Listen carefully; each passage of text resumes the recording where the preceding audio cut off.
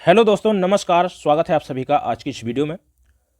आज हम बात करने वाले हैं यूपी पुलिस कांस्टेबल एग्जाम 2019 का जो फर्स्ट शिफ्ट का आपका पेपर था। प्रश्न हमारे हिंदी के रहेंगे, तो दोस्तों वीडियो को ध्यान से पूरा जरूर देखिएगा, क्योंकि बहुत सारे ऐसे पॉइंट आज के इस वीडियो में मैं आपको बताने वाला हूं जो आपके आगामी एग्जाम के लिए महत्वपूर्ण है। और कोशिश करेंगे कि साथ में पेन और कॉपी अपने पास रखें। जो भी महत्वपूर्ण पॉइंट बताता हूं उनको नोट जरूर कर लीजिएगा। और यदि अभी तक आपने चैनल को सब्सक्राइब नहीं किया है तो चैनल को सब्सक्राइब कर लें और साथ में बेल आइकन को प्रेस कर दीजिएगा। तो चलिए दोस्तों, बढ़ते हैं अपने सबसे पहले प्रश्न की ओर। और सबसे पहला प्रश्न है आपके सामने स्क्रीन पर। कह रहा है कि निम्नलिखित प्रश्न में 4 विकल्प दिए गए हैं, जिनमें से उस विकल्प का चयन करें जो दिए गए शब्द या वाक्य का सबसे अच्छा एक शब्द विकल्प है। वाक्य दिया गया है आपके सामने। कह रहा है कि उपकार को मानने वाला के लिए एक शब्द बताना है आपको कि क्या होगा। बड़ा ही आसान प्रश्न है और एग्जाम्स का फेवरेट रहा है प्रश्न। तो चलिए कमेंट करिए, सही आंसर क्या जाएगा इसका, बताइए। ऑप्शन पहला कह रहा है कि कृतज्ञ होगा। ऑप्शन तीसरा परोपकारी। और फोर्थ ऑप्शन कह रहा है कि धर्मक होगा। तो देखिए, उपकार को मानने वाला के लिए एक शब्द क्या होगा? कृतज्ञ। ऑप्शन पहला हमारा यहां पर राइट आंसर हो जाएगा। ठीक है, अब देखिए, कृतज्ञ किसको बोलते हैं? परोपकारी। जो कंफ्यूज होते हैं बच्चे वो होते हैं कृतज्ञ में और परोपकारी में। देखिए, परोपकार क्या होता है? उपकार को करने वाला। उपकार को करने वाला क्या होता है? परोपकारी होता है। जैसे मान लीजिए मैंने किसी को 500 रुपए दिए, उसको आवश्यकता थी और आवश्यकता पर मैंने उसको 500 रुपए दिए, तो मैंने क्या किया है? उपकार किया है उस पर। तो सामने वाला जिसको मैंने 500 रुपए दिए हैं वो मेरे इस उपकार को मान रहा है। ठीक है, तो वो क्या होगा? कृतज्ञ हो जाएगा। और कृतज्ञ क्या होता है? जो उपकार को ना मानता हो। उपकार को ना मानने वाले के लिए शब्द क्या होगा? कृतज्ञ हो जाएगा। चलिए दोस्तों, समझ गए होंगे। बढ़ते हैं इसी क्रम में दूसरे प्रश्न की ओर। चलिए, दूसरा प्रश्न। निम्नलिखित प्रश्न में 4 विकल्प दिए गए हैं, जिनमें से एक शब्द के लिए अनेकार्थी शब्द का अर्थ है। उस शब्द को चुनें। शब्द है आपके सामने कनक। तो कनक का बताना है यहां पर अर्थ क्या होगा। ऑप्शन पहला है सोना होगा, चांदी, चावल या फिर कंगन होगा। बताइए। तो कनक शब्द के 3 अर्थ निकलते हैं। ठीक है, एक तो आपका जो अर्थ होता है सोना होता है। ठीक है, दूसरा जो अर्थ निकलता है गेहूं होता है। ठीक है, गेहूं। और जो तीसरा अर्थ निकलता है धतूरे के लिए। ठीक है, पहला होता है सोना, गेहूं, ठीक है, और धतूरा। ये 3 अर्थ निकलते हैं आपके कनक के। आपने देखिए एक पंक्ति सुनी होगी, कनक कनकते 100 गुनी मादकता अतकाए। जो आपका यमक अलंकार है, इसमें बताया जाता है देखिए कनक के कितने अर्थ निकलते हैं वहां पर। तो जो कनक है इसके 3 अर्थों में इसको लिया जाता है, सोना, गेहूं और धतूरा। तो हमारा ऑप्शन यहां पर पहला राइट आंसर हो जाएगा, सोना। चलिए, इसी क्रम में तीसरा प्रश्न। कह रहा है कि निम्नलिखित प्रश्न में 4 विकल्पों में से रेखांकित पद के उचित कारक को पहचानिए। वाक्य दिया गया है आपके सामने, बोतल में दूध बचा है। तो जो रेखांकित शब्द है यहां पर बताना है आपको कि इसमें कौन सा कारक है। ऑप्शन दिए गए हैं संबोधन कारक, अधिकरण कारक, संबंध कारक और फोर्थ ऑप्शन कह रहा है कि कर्म कारक। चलिए, तो देखिए, कर्म कारक से शुरू करता हूं। कर्म कारक क्या होता है? कर्म कारक होता है जहां पर को विभक्ति मिले। जहां पर आपको को विभक्ति देखने को मिलती है वहां पर होता है कर्म कारक। जैसे मैं बोलता हूं कि राम ने रावण को मारा। ठीक है, मैं बोलता हूं कि राम पुस्तक को पढ़ता है। पुस्तक को पढ़ता है। ठीक है, तो जो आपकी को विभक्ति यहां पर प्रयोग हो रही है, यहां पर जो कारक होगा कौन सा हो जाएगा? कर्म कारक। संबंध कारक। संबंध कारक होता है का, की, के, रा, री और रे, जहां पर संबंध देखने को मिले। ठीक है, यदि आपको संबंध ये का, की, के और रा, री, रे, यदि ये विभक्ति आपको दिखाई देती है तो वहां पर जो हो जाएगा संबंध कारक हो जाएगा। ठीक है, चलिए, अधिकरण। अधिकरण की होती है मैं और पर। जैसे मैं पहाड़ पर गया। ठीक है, चिड़िया पेड़ पर बैठी है। तो जहां पर मिले और मैं मिले वही आपका क्या हो जाएगा, अधिकरण कारक हो जाता है। तो देखिए वाक्य दिया गया है, कह रहा है कि बोतल में दूध बचा है, ठीक है, कप में चाय रखी हुई है, मैं क्लास में जा रहा हूं। तो यदि मैं विभक्ति और पर विभक्ति यदि आपको दिखाई देती है तो वहां पर जो कारक हो जाएगा अधिकरण कारक हो जाएगा, और यदि यही हमारा राइट आंसर हो जाएगा। तो ऑप्शन दूसरा यहां पर राइट आंसर हो जाएगा। चलिए इसी क्रम में चौथा प्रश्न आपके सामने है, कमेंट करेंगे इसके लिए सभी बच्चे। चलिए निम्नलिखित प्रश्न में 4 विकल्पों में से क्रिया का सही रूप पहचानिए। स्कूल बस 5 मिनट में, और ब्लैंक आपको फिल करना है यहां पर, ठीक है, जो ब्लैंक है यहां पर फिल करना है आपको कि यहां पर क्या भरा जाएगा। ऑप्शन ए कह रहा है कि मैं आ गई, मैं आएगी, मैं आ गई और मैं आके चली गई। तो देखिए आपको बताना है कि जो आना यहां पर क्रिया है, आना क्रिया का भविष्य काल में क्या बनेगा, आना क्रिया का भविष्य काल में यहां पर कन्वर्ट करना है। चलिए बताइए। तो देखिए जो आपके देखिए वाक्य कैसे 3 प्रकार से ले सकते हैं। एक तो काल कितना होता है, काल होते हैं 3 प्रकार के। एक तो होता है वर्तमान काल, वर्तमान काल, दूसरा होता है भूतकाल, ठीक है, और तीसरा होता है भविष्य काल, ठीक है। जो क्रिया वर्तमान में अभी हो रही है, हाल ही में, वर्तमान काल होता है, ठीक है। जो क्रिया हो चुकी है, जो कार्य हो चुका है पहले, वहां पर क्या होगा, भूतकाल हो जाएगा। और भविष्य काल क्या होती है, जो कार्य आगे होने वाला है। तो समझिएगा, जैसे स्कूल बस, देखिए पहला ऑप्शन फिट करके देखते हैं यहां पर, स्कूल बस 5 मिनट में आ गई, तो क्या हो जाएगा, वर्तमान काल हो जाएगा, 5 मिनट में आ गई, हाल ही में क्रिया चल रही है, ठीक है। दूसरा ऑप्शन कह रहा है कि स्कूल बस 5 मिनट में आ जाएगी, तो ये किस में है, भविष्य काल में, क्रिया भविष्य काल में होने वाली है। मैं बस का इंतजार कर रहा हूं और बोल रहा हूं कि स्कूल बस 5 मिनट में आ जाएगी। तो यही हमारा राइट आंसर हो जाएगा, ऑप्शन दूसरा सही विकल्प है। चलिए नेक्स्ट प्रश्न, निम्नलिखित प्रश्न में वाक्य के संरचना के आधार पर क्रिया का भेद बताइए। चलिए तो वाक्य दिया गया है रवि दीवार रंगने लगा है, ठीक है। तो बताना है आपको इसमें कि कौन सी क्रिया है। ऑप्शन पहला कह रहा है कि कृदंत क्रिया, पूर्वकालिक क्रिया, नाम धातु या फिर संयुक्त क्रिया है। चलिए चलिए बताइए इसका सही आंसर क्या होगा। तो देखिए ऑप्शन यहां पर फोर्थ हमारा सही आंसर हो जाएगा। चलिए कैसे होगा इसको भी देखते हैं।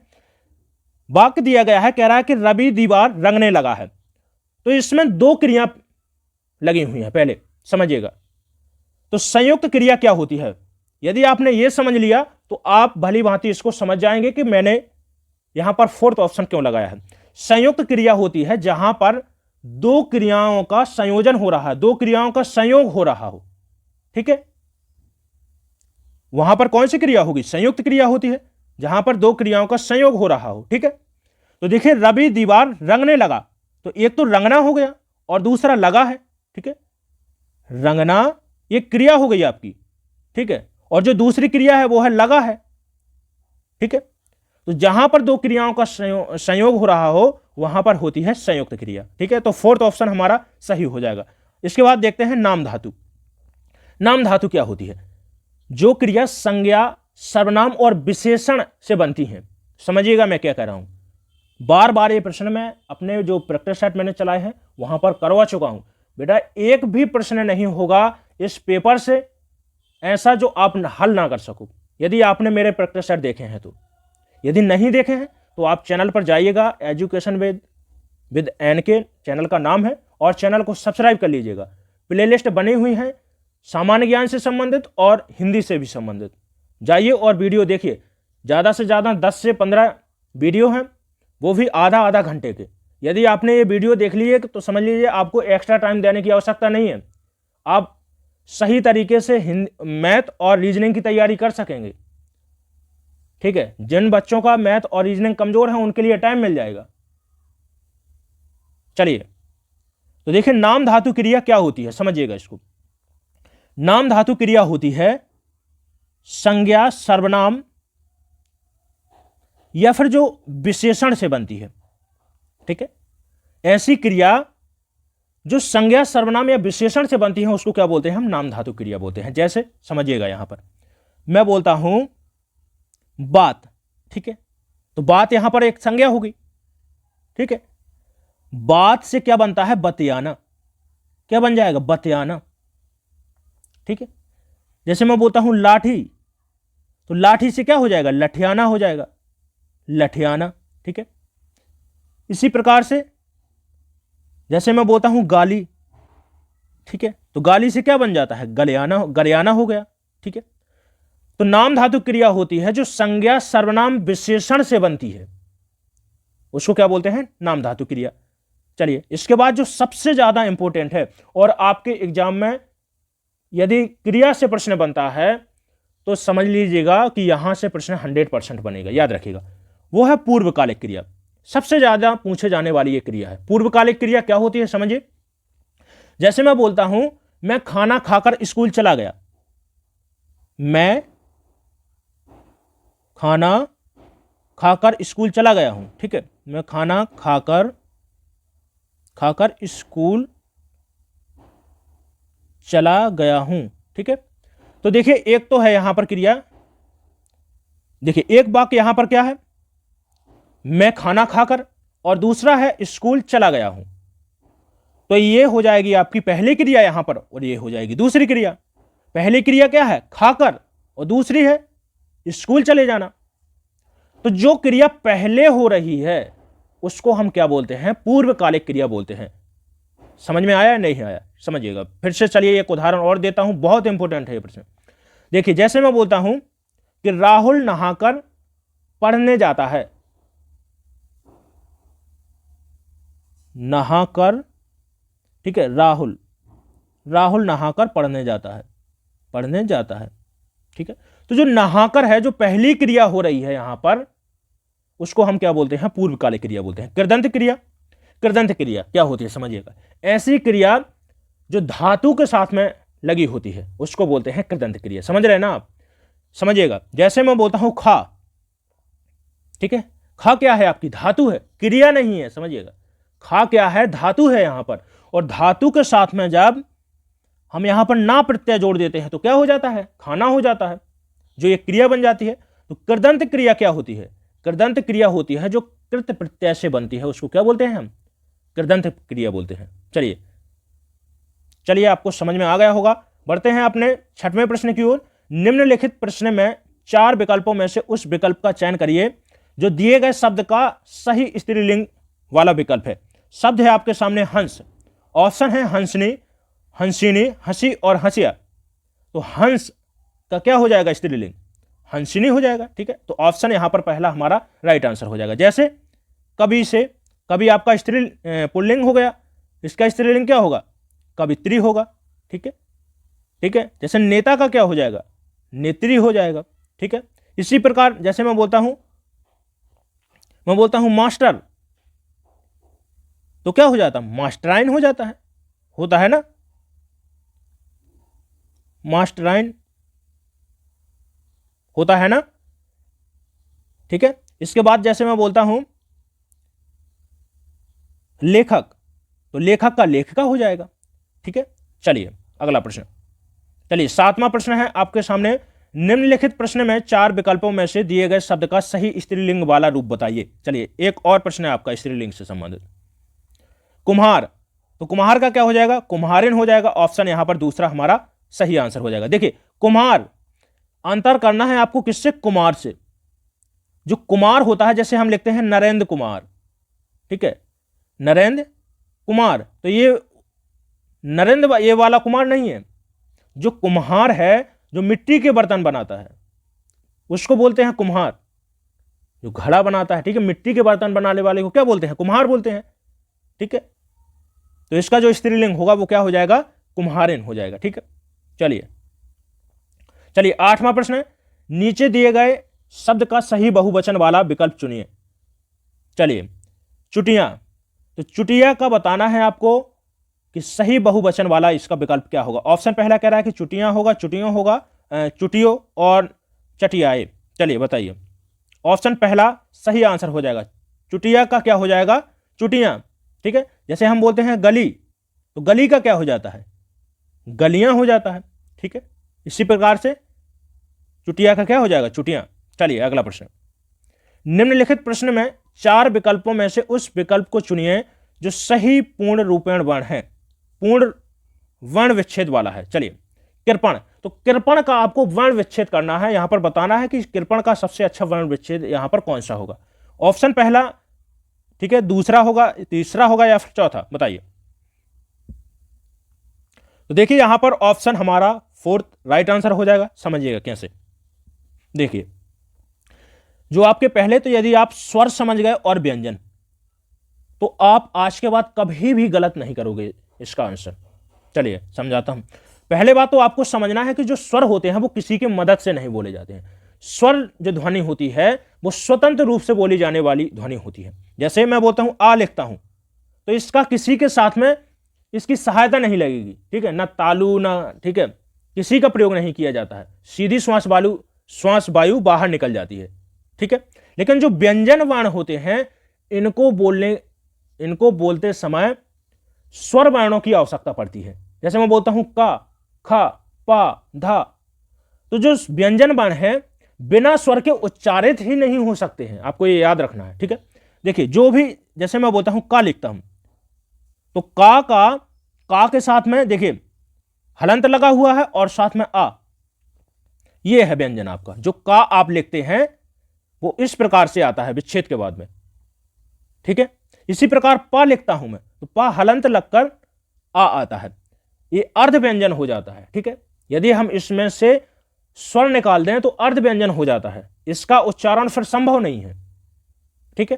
तो इसका जो वर्ण विच्छेद होगा, समझिएगा, मैंने लिखा है, जैसे देखिए, जैसे मैं लिखता हूं अपना, ठीक है, जो अपना है, अपना का यदि मैं वर्ण विच्छेद करता हूं तो आ जाएगा। आ के लिए तो किसी में हलंत की आवश्यकता नहीं है, क्योंकि स्वर जो होते हैं वो स्वतंत्र रूप से उच्चारित होते हैं। तो आ धन पा, और पा के साथ में हलंत लगकर आ आएगा, ठीक है। और इसी प्रकार ना के साथ में हलंत रखकर आ आएगा, ठीक है, समझ गए ना। अब देखिए फोर्थ ऑप्शन कृपण को देखते हैं। कृपण में क्या है, का है, और जो आपकी रिरी है ये, ठीक है, इसको क्या बोलते हैं, रिरी। तो रिरा का यहां पर क्या हो जाएगा, ठीक है, यहां पर हलंत के साथ में आएगा का, इसके बाद में पा आता है, पा के साथ में हलंत लगता है, आ आता है, और या के साथ में भी आ आता है। तो इस जहां भी आपको व्यंजन वर्ण दिखाई देता है, व्यंजन वर्ण का यदि विच्छेद पूछ रहा है, ठीक है, व्यंजन वर्ण है वहां पर, तो आपको आ के साथ में करना है, हलंत के साथ में करना है। यहीं पर सबसे ज्यादा प्रश्न गलत होते हैं बच्चों के। देखिए ऑप्शन बहुत सारे दिए होते हैं, ये भी सही है, ऐसा तो है, ठीक है, लेकिन इसमें क्या है, जो अशुद्धि है वो हलंत नहीं है, तो हलंत का भी मान रखना होगा, ठीक है। हलंत का प्रयोग वहां पर किया जाता है जहां पर हमें वर्ण को कम समय के लिए उच्चारित करना हो, ठीक है, हलंत का प्रयोग वहां पर किया जाता है। तो इसको याद रखिएगा। यहां पर ये छोटी छोटी सी गलतियां करते हैं आप लोग एग्जाम में, और इसी से भले ही आता है लेकिन जो आपको जानकारी नहीं है, ठीक है, इसीलिए बोलता हूं कि कॉन्सेप्ट को क्लियर रखिए, और इसीलिए इतना टाइम लगाता हूं मैं अपने प्रैक्टिस सेट में, ताकि आपको सभी चीजें विधिवत तरीके से समझ में आ जाए, कहीं भी आपका डाउट ना हो, ठीक है। चलिए 10वां प्रश्न, निम्नलिखित 4 विकल्पों में से शुद्ध वर्तनी वाला शब्द पहचानिए। बताइए। कृष्ण, कृष्ण, कृष्ण और कृष्ण, ये तो आपको आता ही होगा। चलिए कोई बात नहीं, पहला ऑप्शन यहां पर सही आंसर है। चलिए नेक्स्ट प्रश्न। कुछ प्रश्न आसान भी हैं और कुछ प्रश्न कठिन भी है, ठीक है। चलिए, निम्नलिखित प्रश्न में 4 विकल्पों में से उस विकल्प का चयन करें जो दिए गए वाक्य में विशेषण शब्द की विशेषता प्रकट करता है। चलिए इसको बताइएगा। चलिए कह रहा है कि देखिए इस पर्वतमाला में बहुत ऊंचे ऊंचे पहाड़ हैं, तो बताना है आपको कि इस वाक्य में ऐसा शब्द बताना है जो विशेषण की भी विशेषता बता रहा है। ऑप्शन पहला कह रहा है कि इस है, बहुत है, ऊंचे ऊंचे और पहाड़। चलिए आप कमेंट करिए, जब तक आपको मैं एक यहां पर बहुत अच्छा इंपॉर्टेंट पॉइंट बताता हूं, एक हिंट देता हूं इसके लिए। चलिए आपको समझना है प्राविशेषण, और ये मैं प्राविशेषण कई बार पढ़ा चुका हूं आपको अपने प्रैक्टिस सेट में, ठीक है। तो प्राविशेषण और विशेषण तीनों को समझा चुका हूं, प्राविशेषण समझा चुका हूं, विशेषण भी समझा चुका हूं, और क्रिया विशेषण भी समझा चुका हूं। चलिए एक बार और देख लीजिएगा, कोई भी कमी ना रह जाए आपके एग्जाम के लिए। चलिए, लेकिन इस वीडियो को आप शेयर कर दीजिएगा, जो सबसे ज्यादा जरूरी है शेयर करना है, ठीक है, ताकि जिन बच्चों की कमजोर है हिंदी उनके पास में भी ये वीडियो पहुंच जाए। जैसे आपके माता पिता के भी ख्वाब हैं वैसे ही उन बच्चों की भी माता पिता के ख्वाब है। तो आप शेयर कर दीजिएगा, जिन बच्चों की कमजोर है हिंदी, शेयर कर दीजिए वीडियो को। चलिए, तो प्राविशेषण क्या होता है समझिएगा। प्राविशेषण होता है जो विशेषण की विशेषता बता रहा हो। ठीक है, मैं बोलता हूं कि राधा बहुत प्यारी लग रही है, समझिएगा। मैं बोलता हूं कि आम बहुत अधिक खट्टा है, मैं बोलता हूं कि आम बहुत अधिक खट्टा है, समझिएगा। तो पहले यहां पर समझिएगा बहुत अधिक खट्टा है, ठीक है। तो विशेषण क्या होता है, जो संज्ञा या सर्वनाम की विशेषता बताता है। संज्ञा कौन होगी अपनी, आम हो गया। आम की विशेषता क्या है, यहां पर खट्टा होना है, तो ये आपका ये विशेषण हो गया। भाई विशेषण क्या होता है, जो संज्ञा या सर्वनाम की विशेषता बताता हो। जैसे मैं बोलता हूं कि वह आदमी काला है, वह आदमी बहुत गुणी है, ठीक है। मैं बोलता हूं वह आदमी बहुत विद्वान है, तो उसकी विशेषता है ना ये। तो देखिए, जो शब्द संज्ञा या सर्वनाम की विशेषता बताते हैं उसको क्या बोलते हैं, विशेषण बोलते हैं। और जो विशेषण की भी विशेषता बताता हो, मैं बोलता हूं कि आम बहुत अधिक खट्टा है। यहां पर जो बहुत है, ठीक है, बहुत अधिक, ये क्या हो जाएगा, आपका प्रविशेषण हो जाएगा। बहुत अधिक क्या हो जाएगा, विशेषण हो जाएगा। तो यहां पर जो हमारा सही आंसर जाएगा वो क्या हो जाएगा, ऑप्शन दूसरा। ऑप्शन दूसरा यहां पर राइट आंसर हो जाएगा। चलिए अब पढ़ते हैं अपने यहां पर वाक्य को। कह रहा है कि इस पर्वतमाला में बहुत ऊंचे ऊंचे पहाड़ हैं। तो पहाड़ आपका यहां पर क्या हो गया, संज्ञा हो गया। ऊंचे ऊंचे विशेषता इसकी हो गई, ठीक है। और जो यहां पर बहुत है, ये क्या हो गया, इसका प्रविशेषण हो गया। तो जो विशेषण की विशेषता बताते हैं उनको प्रविशेषण बोलते हैं। ऑप्शन दूसरा यहां पर हमारा राइट आंसर हो जाएगा। चलिए 12वां प्रश्न। निम्नलिखित प्रश्न में 4 विकल्पों में से उस विकल्प का चयन करें जो दिए गए वाक्य का सही विकल्प है। सर्वनाम का शाब्दिक अर्थ क्या होता है, बताना है आपको, ठीक है। सर्वनाम का शाब्दिक अर्थ क्या होता है, तो देखिए संज्ञा और देखिए सर्वनाम क्या होता है। तो संज्ञा और सर्वनाम, यदि दो चीजें यहां पर आप समझ गए तो इसका अर्थ भी मालूम पड़ जाएगा आपको क्या है, ठीक है। ऑप्शन आपका सही हो जाएगा, क्लियर हो जाएगा। यहां पर समझिएगा, संज्ञा क्या होती है। संज्ञा होती है किसी व्यक्ति, वस्तु, स्थान के नाम को क्या बोलते हैं, संज्ञा। बड़ी ही सिंपल परिभाषा, यही तो पढ़ते आए हम छोटे से। कोई भी नाम दिया गया हो आपके सामने, उसको संज्ञा बोलते हैं। तो जो संज्ञा होती है, संज्ञा के स्थान पर प्रयोग किए जाने वाले वाक्यों को क्या बोलते हैं हम, सर्वनाम। तो मतलब इसका है कि सबका नाम, सीधा सीधा आप समझ लीजिएगा, जो संज्ञा है वही क्या हो जाएगा, सर्वनाम। तो यहां पर पहला ऑप्शन हमारा राइट आंसर हो जाएगा। सबका नाम ही क्या होता है, सर्वनाम है, ठीक है। तो ऑप्शन पहला जो इसका शाब्दिक अर्थ निकलेगा वो सबका नाम होगा। ऑप्शन पहला यहां पर हमारा राइट आंसर हो जाएगा। चलिए अगला प्रश्न। इनमें से कौन सी गजानन माधव मुक्तिबोध जी द्वारा रचित रचना नहीं है, बताइए। ऑप्शन पहला कह रहा है कि अंधा युग, चांद का मुंह टेढ़ा, भूरी भूरी खाक धूल और नए साहित्यकार का सौंदर्य साथ, बताइए। बहुत इंपॉर्टेंट है ये प्रश्न, ठीक है। अच्छा प्रश्न है और एग्जाम में ये प्रश्न पूछे गए हैं, ठीक है। बहुत सारे एग्जाम में यहां से प्रश्न बना है। चलिए चलिए, तो देखिए अंधा युग, अंधा युग हो गया। इसके अलावा कनुप्रिया, कनुप्रिया और ठंडा लोहा, ये 3 रचनाएं आपको याद रखना है। किससे, धर्मवीर भारती, धर्मवीर भारती। अंधा युग, कनुप्रिया और ठंडा लोहा। जो सबसे ज्यादा धर्मवीर भारती की रचनाएं जो पूछी जाती हैं वो है अंधा युग, कनुप्रिया और ठंडा लोहा, ठीक है। लेकिन हमसे पूछा है कि गजानन माधव मुक्तिबोध की रचना कौन सी नहीं है, तो भैया जो अंधा युग है वो धर्मवीर भारती की है, तो यही आपका ऑप्शन पहला सही आंसर हो जाएगा। चांद का मुंह टेढ़ा, भूरी भूरी खाक धूल और नए साहित्य का सौंदर्य शास्त्र, ये किसकी रचना है, मुक्तिबोध जी की है। और जो सबसे ज्यादा इंपॉर्टेंट है वो है चांद का मुंह टेढ़ा। बहुत बार ये प्रश्न पूछा जा चुका है। चलिए दोस्तों अगला प्रश्न, 14वां प्रश्न।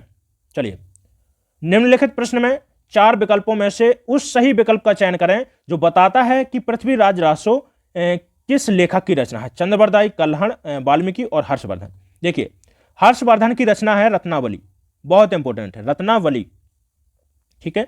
वाल्मीकि रामायण, आप परिचित ही होंगे इससे, ठीक है। किसने लिखा है, महर्षि वाल्मीकि ने। कल्हण, जो कल्हण की रचना है वो है राज तरंगिणी, ठीक है, राज तरंगणी, ये बहुत इंपॉर्टेंट है। चंद्रबरदाई, चंद्रबरदाई की रचना क्या है? पृथ्वीराज रासो, पृथ्वीराज रासो, ठीक है। तो पहला ऑप्शन यहां पर हमारा राइट आंसर हो जाएगा। चंद्रबरदाई, यदि आपसे पूछता है कि किस काल के कवि थे, यह भी प्रश्न बनता है कि चंद्रबरदाई किस काल से थे, तो चंद्रबरदाई किस काल से थे? आदिकाल से थे, ठीक है। या फिर आदिकाल का नाम देखिए वीरगाथा काल भी आ सकता है। रामचंद्र शुक्ल ने आदिकाल को वीरगाथा काल की संज्ञा दी थी, ठीक है। और देखिए यहां पर आदिकाल के स्थान पर वीरगाथा काल आ जाएगा और पूछा जाएगा कि वीरगाथा काल का सबसे सर्वश्रेष्ठ कवि कौन सा है, तो चंद्रबरदाई थे, ठीक है। तो ऑप्शन यहां पर पहला आपका सही आंसर हो जाएगा। चलिए नेक्स्ट प्रश्न, 15वां प्रश्न। निम्नलिखित प्रश्न में 4 विकल्पों में से उस सही विकल्प का चयन करें जो बताता है कि सत्यार्थ प्रकाश उपन्यास के लेखक का नाम क्या है? दयानंद सरस्वती, अरविंद घोष, भवभूति और हर्षवर्धन। तो हर्षवर्धन की रत्नावली हो गई, ठीक है। भवभूति की रचना इंपोर्टेंट है, इसको याद रखना है आपको, ठीक है। उत्तर रामचरित, ठीक है, उत्तर रामचरित। अरविंद घोष, अरविंद घोष की है लाइफ डिवाइन, लाइफ डिवाइन। और एक और याद रख लीजिएगा, एक है देखिए वंदे मातरम। वंदे मातरम गीत नहीं, ये रचना है इनकी। वंदे मातरम गीत तो बंकिम चंद्र चटर्जी का है, ठीक है, वंदे मातरम, ये दोनों याद रखिएगा, ठीक है। दयानंद सरस्वती, तो सत्यार्थ प्रकाश किसका उपन्यास है? दयानंद सरस्वती की है। पहला ऑप्शन यहां पर हमारा राइट आंसर हो जाएगा। चलिए अगला प्रश्न। हिंदी साहित्य अकादमी की ओर से हर वर्ष सलाका सम्मान पुरस्कार किस क्षेत्र में दिया जाता है? बताइएगा। पहला ऑप्शन है भाषा और संस्कृति के लिए, खेल कूद के लिए, तकनीक के लिए और हिंदी को नई दिशा प्रदान करने के लिए। ऑप्शन चौथा सही आंसर हो जाएगा। हिंदी साहित्य अकादमी के द्वारा जो सलाका सम्मान पुरस्कार है वो हिंदी को नई दिशा प्रदान करने के लिए दिया जाता है और हिंदी साहित्य अकादमी के द्वारा दिया जाने वाला ये सर्वोच्च सम्मान पुरस्कार है, इसको भी आपको याद रखना है, ठीक है। चलिए चलिए देखिए, मैं पुरस्कार आपको पढ़ा चुका हूं जो सबसे ज्यादा इंपॉर्टेंट है। सलाका पुरस्कार तो फिर भी ठीक है। जो सबसे ज्यादा आपके एग्जाम में पूछा जाता है ज्ञानपीठ पुरस्कार मैंने आपको पढ़ा चुका हूं। इसके अलावा देखिए साहित्य अकादमी पुरस्कार भी बता चुका हूं। कौन कौन से इंपॉर्टेंट पॉइंट रहेंगे जो आपके एग्जाम में साहित्य अकादमी पुरस्कार और ज्ञानपीठ पुरस्कार से पूछे जा सकते हैं। तो प्रैक्टिस सेट देखते रहिएगा और तैयारी अपनी जोर जोर से करते रहिएगा, ठीक है। आपको तैयारी तो करनी ही पड़ेगी, मेहनत करिए। चलिए 17वां प्रश्न। निम्नलिखित प्रश्न में 4 विकल्प में से उस सही विकल्प का चयन करें जो दिए गए पद के उचित अलंकार रूप का सबसे अच्छा विकल्प है। रघुपति राघव राजा राम, ये तो शायद मैं कम से कम 5 से 10 बार पढ़ा चुका हूँ आपको। सिर्फ जो आज का मैंने ये आपका प्रीवियस ईयर का जो पेपर करवा रहा हूं, इसका यही उद्देश्य है मेरा करवाने का कि आपको मैं उन प्रश्नों से रूबरू करवा सकूं आपको, ताकि पता तो चले कि आखिर एग्जाम में प्रश्न कैसे बनते हैं, किस प्रकार के प्रश्न आपको एग्जामिनर के द्वारा दिए जाएंगे। तभी तो आप तैयारी, इसी के बेस पर आपको तैयारी करनी है, ठीक है, तभी तो आप तैयारी कर सकेंगे सही ढंग से। चलिए, तो रघुपति राघव राजा राम अनुप्रास अलंकार है कह रहा है, यमक अलंकार है, रूपक है और उपमा। तो कमेंट करिए पहले तो आप, ठीक है, कमेंट करिए। जितने बच्चों ने प्रैक्टिस सेट देखे हैं वो जरूर कमेंट करें कि ये चीज पढ़ाई है मैंने या नहीं पढ़ाई। चलिए, तो देखिए रघुपति राघव राजा राम अनुप्रास अलंकार क्या होता है? जहां पर कोई व्यंजन वर्ण की आवृत्ति बार बार हो रही है, वहां पर क्या होता है? व्यंजन वर्ण की आवृत्ति बार बार हो रही हो, वहां पर क्या होता है? अनुप्रास अलंकार होता है। तो देखिए रघुपति राघव राजा राम, रावण बार बार आ रहा है, रावण, तो यहां पर हमारा क्या हो जाएगा? अनुप्रास अलंकार हो जाएगा। यदि फिर भी चाह रहा है देखिए एग्जामिनर के कहीं ना कहीं ये प्रश्न आपसे हल ना हो, कठिन प्रश्न बनाना चाहता है, तो देखिए कैसा प्रश्न पूछ सकता है, इसी से पूछेगा। यदि पूछता है कि देखिए इसमें कौन सा अनुप्रास अलंकार है, तो वो है व्रतनुप्रास, ठीक है, व्रतनुप्रास अलंकार, ठीक है। चलिए, दूसरा है यमक अलंकार, जहां पर कोई शब्द बार बार आए और उसका प्रत्येक बार अर्थ बदल जाए, यमक अलंकार होता है। कनक कनकते, सौगुनी मादकता आदि का है, ठीक है। रूपक अलंकार, रूपक अलंकार होता है जहां पर उपमेय को उपमान के रूप में बता दिया जाए। जैसे मैं बोलता हूं कि चरण कमल बंदो हरि राई, तो चरण को क्या है, किसकी संज्ञा दी जा रही है? कमल की संज्ञा दी जा रही है, ठीक है। और रूपक अलंकार के लिए आपको ये एक बात याद रखना है, जहां पर डैश ये देखने को मिले, योजक चिन्ह आपको देखने को मिलता है जिस पंक्ति में, यदि नहीं आ रहा है आपको समझना कि इसमें कौन सा अलंकार है, तो यदि डैश दिखता है तो आप रूपक लगा दीजिए। ट्रिक भी आपको बता रहा हूं, ठीक है। चलिए, उपमा अलंकार। उपमा अलंकार होता है यदि आपको पंक्ति में सम मिलता है, सा मिलता है लिखा हुआ, ठीक है, सरिस मिलता है, ठीक है, सी मिलता है, ठीक है, तो वहां पर होगा उपमा अलंकार। चलिए 18वां प्रश्न, निम्नलिखित प्रश्न में 4 विकल्पों में से उस सही विकल्प का चयन करें जो रेखांकित शब्दों के सही अव्यय के भेद हैं। सीता के आगे रमा खड़ी है, तो बताना है इसमें अव्यय कौन सा है, ठीक है, अव्यय का कौन सा भेद है, बताइए। पहला ऑप्शन है क्रिया विशेषण अव्यय, संबंध बोधक और समुच्चय बोधक अव्यय। चौथा ऑप्शन कह रहा है कि विस्मयादि बोधक अव्यय। तो अव्यय क्या होते हैं? अव्यय ऐसे शब्द होते हैं जिनको हम बोलते हैं कि किसी भी रूप में लिंग, वचन और कारक किसी का भी प्रभाव नहीं पड़ रहा हो शब्दों पर, यदि, तो वहां पर क्या होता है? अव्यय होता है, ठीक है। यदि उस शब्द में लिंग, वचन, पुरुष, कारक के कारण कोई परिवर्तन नहीं आ रहा है तो वहां पर होता है अव्यय होता है। और अव्यय के यहां पर आपके सामने 3 प्रकार दिए गए हैं, ठीक है। एक तो क्रिया विशेषण हो गया, दूसरा संबंध बोधक, तीसरा समुच्चय बोधक हो गया और चौथा विस्मयादि बोधक हो गया, ठीक है। तो कह रहा है कि सीता के आगे रमा खड़ी है, इसमें कौन सा अव्यय होगा? तो ऑप्शन हमारा यहां पर दूसरा, ठीक है, राइट आंसर हो जाएगा। कौन सा अव्यय हो जाएगा? संबंध बोधक अव्यय हो जाएगा। देखिए, संबंध बोधक अव्यय यदि आपको वाक्य में मिलता है तक, जैसे मैं बोलता हूं कि मैं रात तक रुकूंगा, मैं रात तक रुकूंगा, मैं कल तक घर जाऊंगा, ठीक है, तो इसमें जो प्रत्यय वो अव्यय है वो कौन सा है? संबंध बोधक अव्यय है। संबंध बोधक अव्यय होता है कि जो संबंध को दर्शाता हो, समझिएगा, जो वाक्य में संबंध को दर्शा रहा हो उसको क्या बोलते हैं? संबंध बोधक अव्यय। जैसे देखिए, मैंने बोला कि मैं रात तक रुकूंगा, तो 2 शब्दों के बीच में यहां पर संबंध बता रहा है, तो जब संबंध बताने की बात आती है तो वहां पर होता है संबंध बोधक अव्यय। समुच्चय बोधक अव्यय कैसे? जैसे देखिए, इसके अलावा बिना हो गया, ठीक है, बिना, मैं बोलता हूं बाहर, मैं कल बाहर जाऊंगा, ठीक है, बाहर। इसके अलावा देखिए पीछे, ये सभी संबंध बोधक अव्यय के उदाहरण, ठीक है। चलिए, इसके अलावा समुच्चय बोधक अव्यय, जैसे आपको शब्द मिलते हैं और, लेकिन, किंतु, परंतु, जैसे ही, ज्यों ही, क्योंकि, की, यदि, तो, यदि इस प्रकार के शब्द मिलते हैं तो वहां पर होता है समुच्चय बोधक अव्यय, ठीक है। चलिए अगला प्रश्न, 19वां प्रश्न है, निम्नलिखित प्रश्न में 4 विकल्पों में से उस सही विकल्प का चयन करें जो अशुद्ध वाक्य के शुद्ध रूप का सबसे अच्छा विकल्प है। घूमना सुबह अच्छा है, तो ये अशुद्ध वाक्य आपके सामने और इसको आपको बताना है कि इसका शुद्ध रूप क्या होगा। ऑप्शन है घूमना अच्छा है सुबह, घूमना सुबह अच्छा है और सुबह अच्छा है घूमना। ऑप्शन चौथा कह रहा है कि सुबह घूमना अच्छा है, तो ऑप्शन यहां पर चौथा हमारा सही आंसर हो जाएगा। इसका शुद्ध रूप क्या हो जाएगा? सुबह घूमना अच्छा है। यहां पर जो अशुद्धि है वो कैसी है? क्रम संबंधी अशुद्धि है, ठीक है, क्रम संबंधी अशुद्धि है, ठीक है। घूमना सुबह अच्छा है, तो जो इसका शुद्ध रूप होगा सुबह घूमना अच्छा है। ऑप्शन 4th ऑप्शन यहां पर हमारा राइट आंसर हो जाएगा। चलिए अगला प्रश्न है, छंद से संबंधित है, बताइएगा। चलिए, कह रहा है कि देखिए, निम्नलिखित प्रश्न में 4 विकल्पों में से उस सही विकल्प का चयन करें जो बताता है कि नीचे दिए गए छंद के प्रत्येक चरण में कितनी मात्रा है, ठीक है। तो छंद पढ़िए पहले। तो छंद है, करते अभिषेक पयोद हैं बलिहारी इस वेश की, हे मातृभूमि तू सत्य ही, ठीक है, सगुणमती सर्वेश की।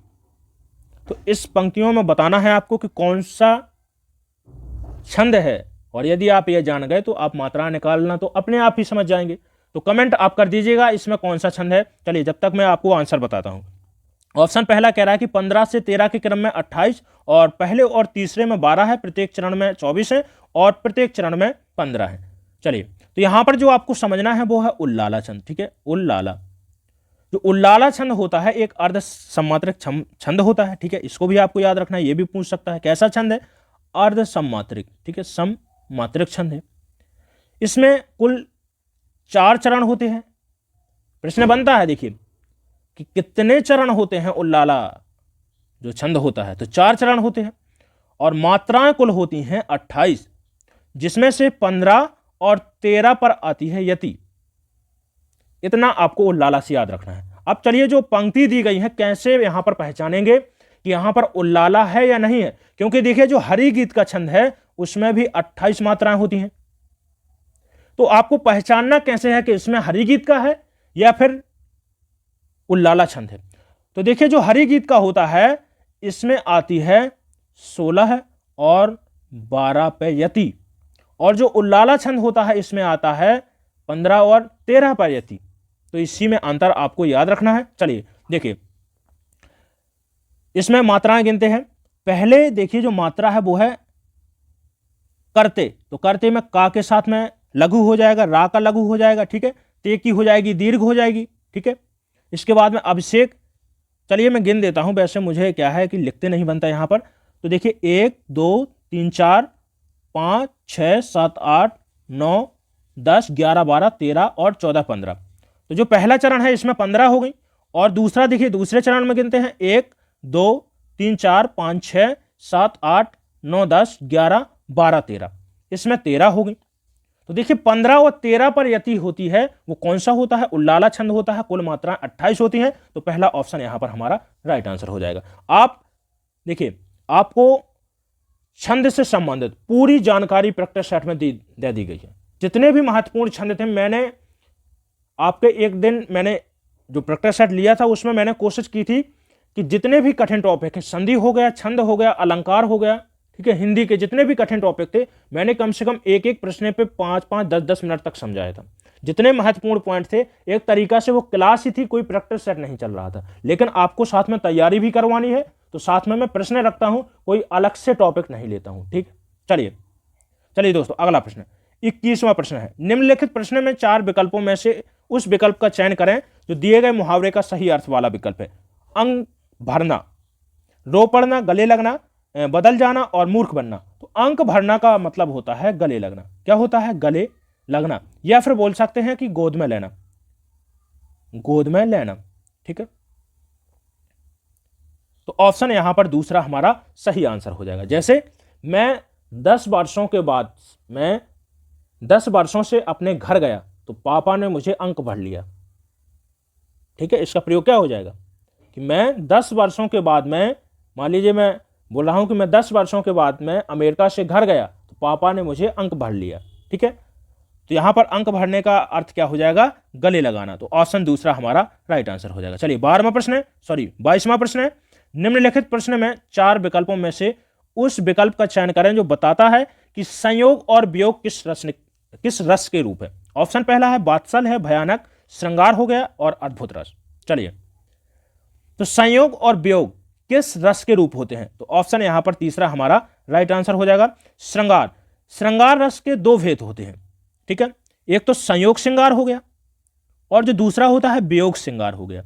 जहां पर नायक नायिका के प्रेम में संयोग दिखाया गया हो वहां पर होता है संयोग श्रृंगार, ठीक है। और जहां पर बिछड़ना दिखाया गया हो, ठीक है, वियोग का भाव हो, वहां पर वियोग श्रृंगार रस होता है। अब लेकिन यहां पर जो आपको समझना है, सबसे जरूरी पॉइंट जो समझना है, देखिए श्रृंगार का जो स्थायी भाव होता है वो क्या होता है, रति, ठीक है, रति होता है। और रति जो आपका स्थायी भाव है ये देखिए 3 रस का होता है। एक तो वात्सल्य का भी रति होता है और भक्ति का भी रति होता है, ठीक है।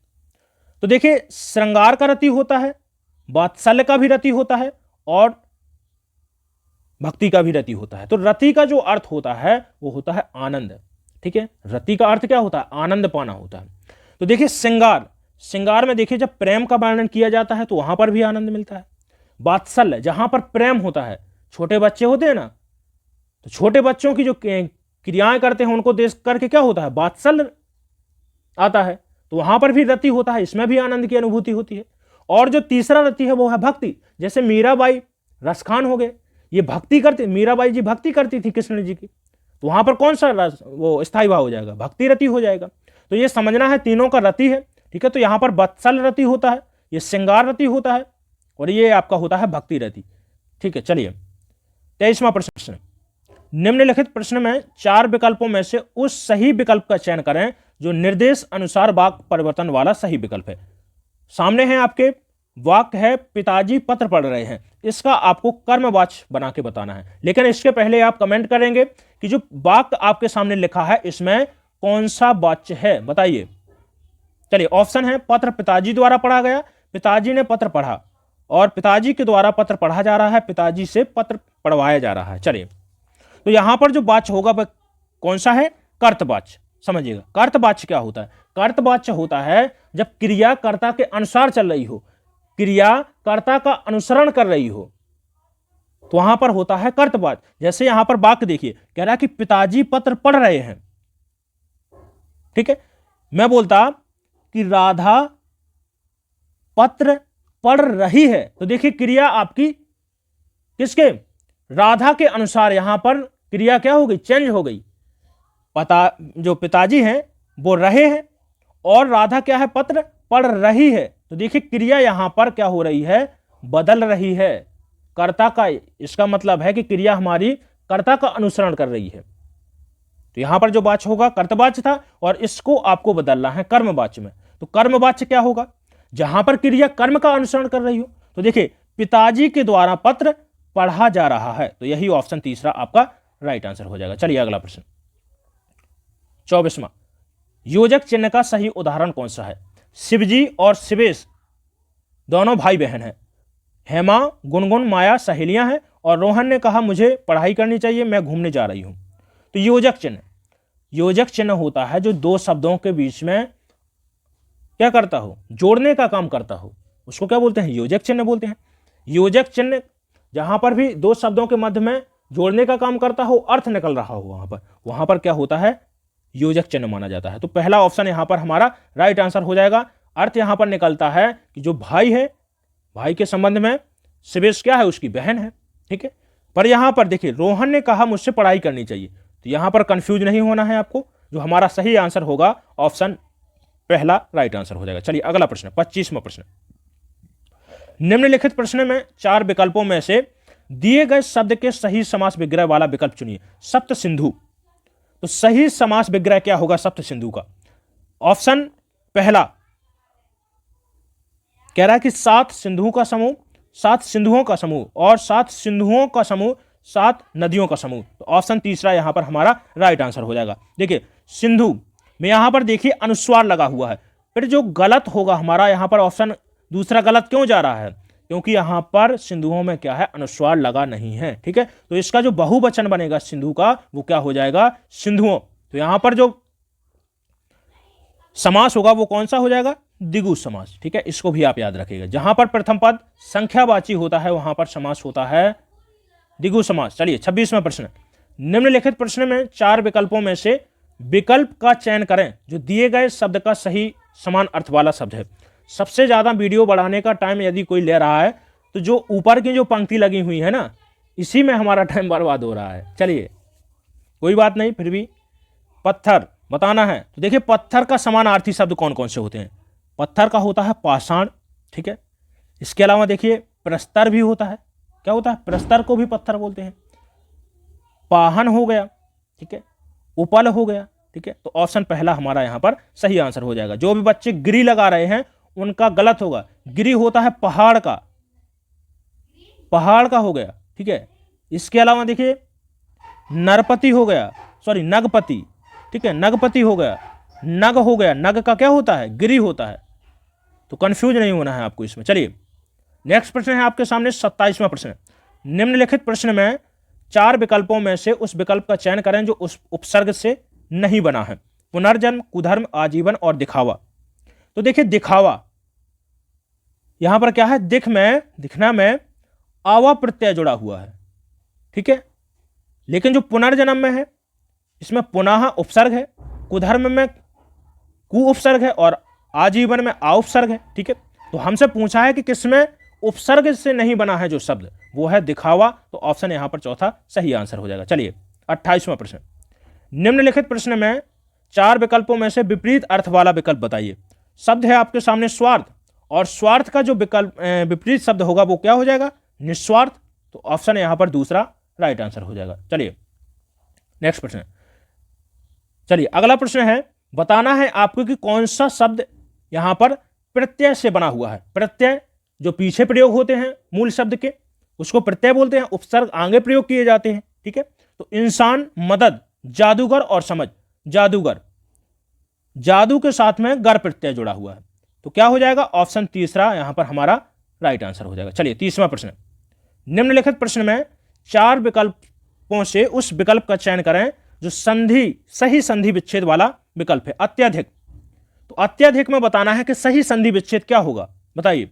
अत्यधिक और अति अधिक, अत्यधिक और अत्यधिक। तो देखिए अति और अधिक, ये किसका उदाहरण है? यण संधि हो गया। ठीक है, यण संधि होता है, देखिए ई और आ का योग हो रहा है। जब ई, उ, रिरी और लिरी के साथ में कोई असमान स्वर आता है, जैसे आ हो गया और बढ़ाया, ठीक है, तो ई का या, उ का वा और रिरी का क्या हो जाएगा? रा और लिरी का ला। ठीक है, तो यहां पर जो ई आता है, ई का आ के साथ में संयोग से या बनता है, तो अत्यधिक में आपकी यण संधि हो जाएगी और ऑप्शन दूसरा यहां पर हमारा राइट आंसर हो जाएगा। चलिए दोस्तों 31वां प्रश्न है, निम्नलिखित प्रश्न में 4 विकल्प दिए गए हैं, बताइए। तो इस विकल्प में आपको बताना है कि सबसे उचित सामासिक युग्मपद कौन सा होगा आचार शब्द में। खाने की वस्तु, विचार, चाल चलन और अनादर। तो आचार और विचार यही होता है ना, द्वंद्व। याद करिएगा, पहले क्वेश्चन को आप अच्छे से पढ़िएगा। कह रहा है कि सबसे उचित सामासिक पद, सामासिक युग्म पद। तो देखिए जो आपका द्वंद्व होता है समास, जैसे माता और पिता, ठीक है, उसी प्रकार से आचार और विचार, तो ऑप्शन दूसरा यहां पर हमारा राइट आंसर हो जाएगा। चलिए दोस्तों अगला प्रश्न है, निम्नलिखित प्रश्न में 4 विकल्पों में से उस विकल्प का चयन करें। चलिए, जो समान अर्थ वाला शब्द बताना है। दुविधा का क्या हो जाएगा? यार बोलते हैं ना कि यार दुविधा में पड़ गया, निर्णय ना लिया जा सके जहां पर, उसको क्या बोलते हैं? दुविधा बोलते हैं। यार मैं घर चला जाऊं या ना जाऊं, खाना खा लूं अभी या फिर 2 घंटे बाद खाऊंगा, अभी पढ़ लूं या फिर मोबाइल चला लूं 5 मिनट, तो इसको क्या बोलते हैं? दुविधा। तो बोलते हैं ना यार कि यार धर्म संकट में पड़ गया, समझ में नहीं आ रहा है कि ये काम कर लूं कि वो कर लूं, तो ऑप्शन यहां पर पहला राइट आंसर हो जाएगा। चलिए दोस्तों आज बस इतने ही प्रश्न हैं, और देखिए 32 प्रश्न हैं यहां पर हमने कवर किए हैं। कुल जो आपके प्रश्न पूछे जाते हैं वो 37 प्रश्न आते हैं, ठीक है, हिंदी से संबंधित। लेकिन जो आपके मैंने 5 प्रश्न यहां पर कट किए हैं वो थे पैराग्राफ से संबंधित, ठीक है, और पैराग्राफ पूरा था और उसी से संबंधित प्रश्न थे। तो जो 32 प्रश्न जो आपके व्याकरण और साहित्य के अंतर्गत पूछे जाते हैं प्रश्न, वही मैंने प्रश्न आपके जो 2019 का जो प्रीवियस ईयर का जो पेपर था यूपी पुलिस कांस्टेबल का, उससे लिए हैं। और तो वीडियो को आपने यदि ध्यान से नहीं देखा तो फिर से एक बार, जहां पर डाउट लग रहा हो फिर से एक बार देखिएगा, और जो प्रैक्टिस सेट डाले गए हैं उसी से संबंधित आपके एग्जाम में प्रश्न बनने वाले हैं, कोई अलग से प्रश्न नहीं पूछे जाएंगे, ठीक है। तो जीके और जो आपका हिंदी है आप प्रैक्टिस सेट देखिएगा, उससे बाहर कुछ भी आने वाला नहीं है, ठीक है। और यदि अभी तक आपने चैनल को सब्सक्राइब नहीं किया है तो चैनल को सब्सक्राइब कर लें, और वीडियो यदि आपको अच्छा लगा हो तो एक लाइक जरूर कर दीजिएगा। चलिए इसके बाद मिलते हैं अगले वीडियो में, धन्यवाद।